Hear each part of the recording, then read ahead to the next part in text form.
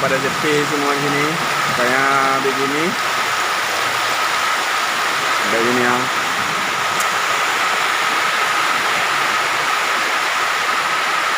Ini udah pada hancur yang gitu. Ini.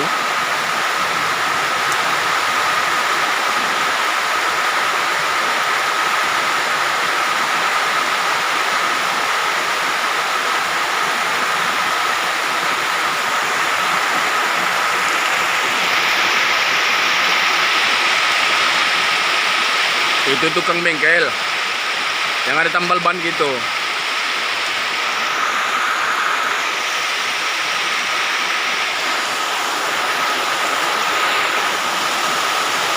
Ini nah. Ini.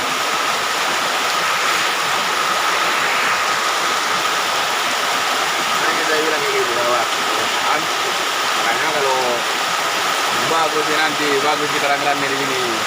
Makanya bisa ini ya kayak biar semangat tuh gitu, isi terus semangat terus, jangan seperti apa kita lemas ada itu waktunya.